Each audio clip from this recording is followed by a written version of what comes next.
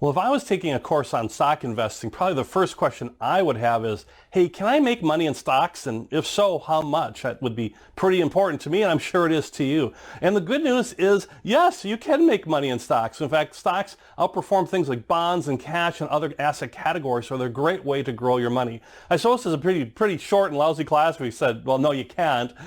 Since it's a good long course, yes, the good news is that you can. The key is historically you can make stocks. That doesn't necessarily mean you can in the future, or the past predicts the future, but we have over 100 years of information. So yeah, stocks can make money in the future here, I believe. Certainly over the long term, stocks make money. In the short term, they can be really risky or volatile, go up and down quickly. But over the long term, they do make money. And I'll show you some charts and things in a second here, and that shows that. And they do tend to go up once again over the long term. Individual stocks might go down and never recover, certainly, but if you have a diversified portfolio of stocks and apply some of the principles you're going to learn in the course here, you're going to be in a much better place than somebody who's just buying stocks without really much education. So historically they go up, there's a long-term investment, and they tend to go up over that long term. So how much? Let's take a look at some charts and some numbers so you get a feel for how the stock market kind of works as far as returns. This chart here just shows some historic market returns. Looking at the Dow Jones, it's a smaller basket of stocks, only 30 of the largest U.S. company stocks that are representative of a variety of industries, been around since 1896. And I wanted to use this, though it's not truly representative, it really does follow the rest of the larger type of stock market generally. And as you can see over this chart, if you start over in the 1900s, stocks go up, and over the long term, as we get into today, you can see that stocks have gone up by following the upward motion of that chart the whole time. That's the good news. Now the challenging news. You can see there's some drop-offs in there, as it's not just a straight line going up. There are up and downs, peaks and valleys, and when it's going down, that means your investments, your stock has gone down. Maybe that's a great time to buy some new stocks, actually, as you're buying low with the idea of eventually selling high, right? Stock investing 101. If you look at here, like look at the end of 1929 here, right at the beginning of 1930. What happened then? All of a sudden, stocks went plummeting. Well, that was the Great Depression, right? That was the Great Depression of the 30s, and you can see how the Great Depression stocks went down pretty quickly, very quickly. But they rebounded, and they overcame the Great Depression. They overcame World War II in the 40s, and they overcame all these things that are these obstacles to stocks and the world and challenges overall, and have continued to rise over a long period of time, outperforming things like bonds and cash and their peers. So long-term investment, it can be really, really good as far as investing in stocks. If we wanted to see how much return that would be, looking at this chart here, I pulled this out of Vanguard. Vanguard has some sample portfolio, so they did a more broader based look at stocks from a larger amount of stocks than just the Dow Jones, so they can give you a feel for average annual return over a long period of time. This is looking from 1926, right before the beginning of the Great Depression, happening in October 1929, all the way up to at least 2015. Not too far in the rear view mirror here for us. And this is a portfolio of 100% stocks, broad base of stocks. And you can see the average annual return is 10.1%. So somebody says, oh, the average return in stocks is 10%. That's kind of where they're getting that number from. It's not totally the total story on that, but it's at least a starting point number to say, yeah, it's not like 1 or 2%, or it's not keeping up with inflation. It well is. So you're looking at 10%, but that could be, it's been less in recent years, maybe more in other years. And you can see the range, the best year and the worst year. Best year overall, stocks up 54%. Wow, hooray. Worst year down 43%. Oh my God, that's not fun at all, right? So you can see that broad range. And the interesting thing with that broad range, that's right in the middle of the 30s, right? You got the Great Depression, and stocks went way down, and then they went way back up, and they went down, and all that. You can see that was a very volatile time, and we got some volatility now, but not like that. Years with a loss. So this is saying that out of 90 years of investing in stocks over this 1926 to 2015 time period, 25 of those years you're going to have a loss. It might be only 1 or 2%. It might be as big as 40%. But 25 of the 90 times you're going to have a loss. The good news is the other times, the other 65 times, you've got a gain, or at least breaking even. You've got a gain, you don't have a loss. And so that's some good news as far as investing in stocks. If we looked at it by another chart here, just to give you a feel for it and get you comfortable with it, if we looked at stock market historical returns by decade, you can kind of see where they're at as far as that too. And you can see some of these early numbers here. They got the 10s, 1910s, 1920s, 1930s, all that. Even the 30s with the Great Depression, you can see at the end, if you start at the beginning and then at the end, you lost like 0.63. Yeah, it was 10 years of misery, but it wasn't like you were down 40% for a whole decade. And if you kept investing, you were buying low actually during that period. Then most recent times, you can see we have the 1980s and certainly the 1990s with the internet boom and bust. So you had that. You had the 2000s where it was pretty flat. That was kind of considered, kind of a flat time period. This is once again looking at overall stocks, more U.S.-based stocks for this number. So overall, but worldwide it will fall a little bit too. But just to give you a feel. And then more recent times, some better returns, but that can be up and down too as well. It's very, very recent type numbers. So the thing to take from this is that, yeah, there's going to be up times and there's going to be down times, but overall there's some up times. And particularly if you continue to invest and continue to take a portion of your income and invest it regularly in the stock market, you're going to do very, very well. In a broad diversification thing, I certainly advocate investing in things like bonds and a little bit in cash possibly, depends on your investing goals and all that, but you can see some returns here. Let's finish this lesson here with one other thing. We're going to do a demonstration here, and we're going to look at one other thing here as far as, well, what if I continue to invest in stocks, and how does my money grow over time? I mean, I'm taking on some risk. Yeah, the returns look pretty good. What will it look like in the future for me? So let's do a demonstration of that. And really where you go is you go to MoneyChimp, you go to moneychimp.com, go to Compound Interest Calculator, and you will find it. So let's go take a look at that and do some demonstrations. Okay, we're here in moneychimp.com. I think that's kind of a fun name, right? Moneychimp.com. You can see in the upper right. We're in the compound interest calculator. If you just go into their calculators or calculator / compound interest, you'll find it. It's a very simple calculator to show how your money grows over time. And we'll do a demonstration here with this, and you can go to this and play with it yourself and put in your own numbers based on maybe how much you have to invest in a particular time and how much returns and things you might expect. So let's say we start with 0, or we're going to walk through this different calculator, and it's going to tell us at the end what is our future value, what are we going to end up with after a certain time period. So let's walk through this real quick here. So let's say my current principal or money that I have right now is 0. I don't have anything invested at all. I have 0. And let's say that every year, annual addition, let's pick a number here. I'll use US dollars. I'm from US, so bear with me. You could use rupees. You could use pounds, you could use euros, whatever your currency might be, but let's say we'll use dollars in this case. And let's say every year, let's say I'm doing well and I contribute $10,000 a year. Maybe it's less than that. Let's say I'm just doing half. Let's do a little less. Let's say $6,000 a year savings and investing in the stock market. All right.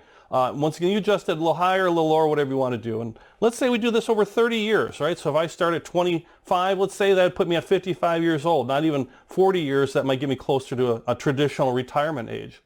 And as we saw in stocks that we could get, around a 10% return on a rate, maybe a little bit lower. Certainly we don't know what the near-term future is, so let's go real low. Let's say, we could get 7% on our stocks. We're not going to say 10 or 9. Let's be pretty conservative on it. And if we have an overall diversified portfolio of stocks and bonds and cash, we might even put a little bit lower number in that. But let's start with 7 just to see what it is. Make additions at the end of each period. So that means at the end of every year, you'd add $6,000. You could be investing every month too as well. That's actually a better strategy. But for the purposes of the calculation, here's our numbers. We start with nothing. We're investing $6,000 a year over 30 years, 7% annual return. Let's see what our number ends up at the end by investing if we can get a 7% return on our stock market portfolio. And you can see we're at $566,000. So, just by investing that every year and how it grows and compounds, we're over $500,000. If we let that grow to maybe a more full retirement age, so let's say 40 years, and as we got promoted and did things at work or in our careers and we were able to put away a little bit more, maybe we were able to do $9,000, still 7% interest, how would we do then? Wow, that's like $1.7 million. That's pretty good over a 40-year period. So you can see how stocks and things grow. Let's go back down to our 6,000 just over a longer period. And you can see even with 6,000 a year over a long period, 40 years, it'll grow and you're over almost $1.2 million. And if you're closer to your retirement age or you're closer to things, just adjust these numbers down. Maybe you need to put in a little bit more and take out less years to grow. The point of all this is that by investing in an asset class like stocks, which will be riskier but outgrow the market, you can see you can get some pretty good returns here over time, and that's what helps fund your future goals and your future dreams. So can you make money in the stock market? Yes. Now, is it risky? Yeah, and that's what we're going to talk about in the next lesson here, and we're going to look at the worst case scenario, and I think that'd be pretty interesting. Well, what's the worst that could happen? And that's coming up next. Okay, as we've seen over time, stocks can give us a pretty good return, maybe a great return, especially compared to inflation, especially over time, and especially as you use compounding and continue to add and continue to buy and let that money grow and compound over many years. There's actually Albert Einstein who said that compounding was the greatest discovery or the greatest phenomenon in the universe, which is interesting. He's the E equals MC squared guy, of course, and yet he recognized the benefits and the power of compounding.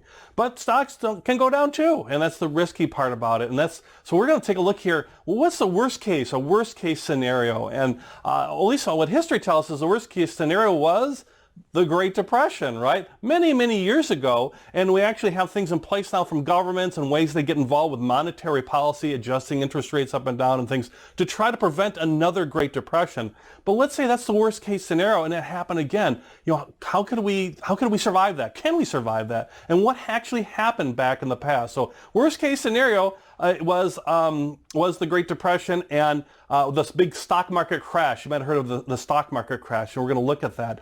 Otherwise known as Black Monday and Black Tuesday, and they weren't black because the numbers went up. They should have been maybe called Red Monday and Red Tuesday because the numbers went down, way down. The stock market crash went way down, worst of all time, and it was bad, really bad. How bad was it? Well, on Monday, the stocks went down unexpectedly, down 12.8%, almost 13% in one day. The entire market, one day, boom, down 13%.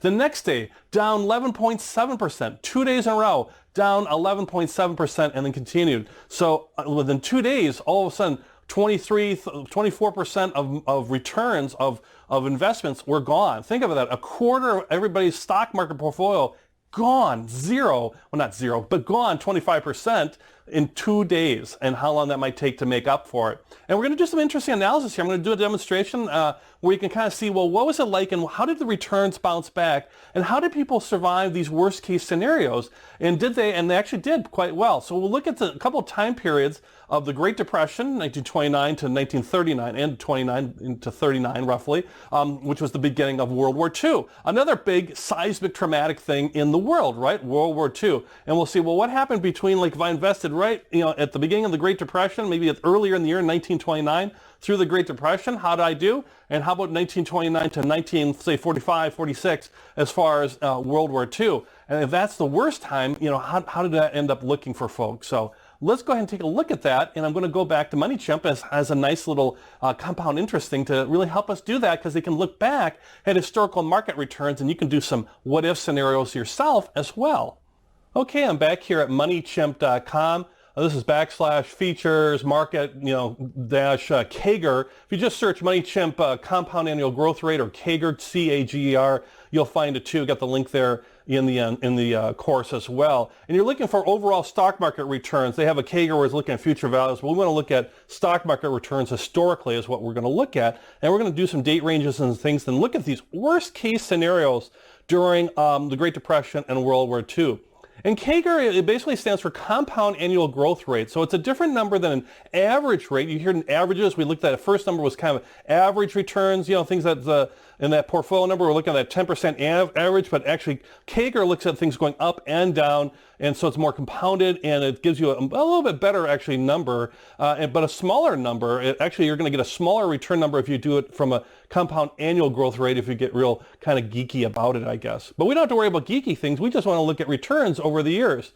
And you can see on the left-hand side here, how they have the returns for every year. So if you're wondering, like, well, how was 2009? I heard that was a big bounce back from the crash with the where the stock market went down 37% and bounced back up 27% during the Great Recession. A big dramatic time for us. But let's go in more recent history. But we're going to go back and we're going to look at the Great Depression, because we want to see. I want to know the risk here. I want to know what's the worst case scenario. So we'll look at the beginning here. I'm typing just the dates. Here's January 1st, 1929. So the beginning, the market crash happened in October. So there's a little bit of gains early there, but really that big crash wiped them all out. And we're going to go to 1939, the end of 1939. Towards the end of 39, of course, is when the World War II began. So this is really kind of covering that whole that whole depression decade. So I put in the dates. I'm going to include dividends, like we're reinvesting in dividends, and we're going to see what our return is, and we'll walk through this here real quick. So I hit calculate after I put my dates in, and we'll adjust for inflation in a second. I'll demonstrate that. But first, you can see the average return, even during the Great Depression, was 3.86. Now that's the average. That's not compounded, so a compounded number will be less. And that's where that annualized CAGR is, a negative return, because the stocks go up, but then they go down dramatically. It takes a little more to get, recapture those gains. So that compound annual number is a more conservative number. And you can see that's a negative 1.1%, all right? So even in the Great Compression, I'm not losing 30% every year. I lost 1%, but over a long period of time, over 10 years. Also, the standard deviation is a measure of risk. The bigger the number, the more volatile risk is. And 31% is huge risk. Lots of big swings during the Great Depression. So later in the course, we'll have some things around standard deviation and beta as far as measuring risk. And you'll learn all about that. It'll be real easy. But understand this, just showing this big number means that's really, really risky. And $1, if you invested $1 US, it would have grown to 89 cents based on the CAGR. Not grown at all. It means you would have lost money. Your investment would be worth 89 cents. And you can do the math if you had 10,000 or 100,000, how much less you'd have. But it's not the complete devastation that you might think of during the Great Depression, but it was for a long period of time. That's why holding stocks can be a more long-term game. Now, if we adjust for inflation, because something unusual happened, because think about the Great Depression, where prices, which is inflation means prices are rising in goods and services, were prices rising? Was it more expensive to buy something? And actually no, because think about it, all these people are out of work, the stock market's been crashing, so if we adjust for inflation, let's see what happens here, and we just calculate, we actually get a better return in comparison adjusting for inflation because prices went down, or deflation. So actually, even though my return was negative, when we saw it without inflation, now our return is actually a little bit positive. And our dollar, in effect, comparing inflation, actually grew a little bit because of the pricing pressure of this very devastating time. And you can see that here. Now let's play this out further. Let's say, well, we're a long-term investor. We invested at the great stock market crash, which we're not. This is just truly for academic, so you can see worst case scenario because it's so much better now, but we want to look back at the past as well. And let's say we go up to 1946, right? Right past the end of World War II. We took out the inflation measure. We're adjusting for our dividends. And what happens? We started in 1929 and we went to 1946. What was our return over that time period?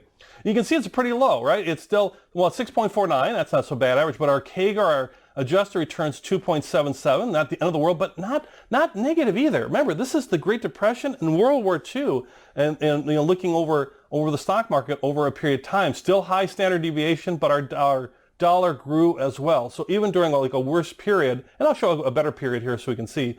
And if we adjust for inflation, actually something unique happens here, or it should, where it went down. Our overall annualized return went down, and our actual dollar grew less because we had prices start to come back as there was a recovery, right? So you can see even during these worst periods of time, over 2 decades, almost 2 decades of the Great Depression and World War II, in effect, my purchasing power and my return grew over that time. And you can have fun with this and play with it during different time periods. I mean, if we were to have fun and look at, let's say, 1990 to the year 2000.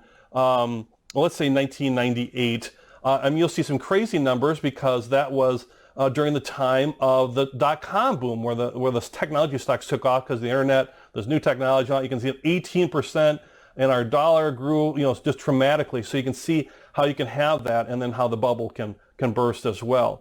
So really the thing to take away from all of this is understand that your investments can grow over time. But there might be some ups and downs with it. But even worst case scenario, at least my feeling on it is you're going to be okay in the stock market, but it's got to be over long periods of time. You can't sell right when the stock market crashed over 2 days and went down 30%.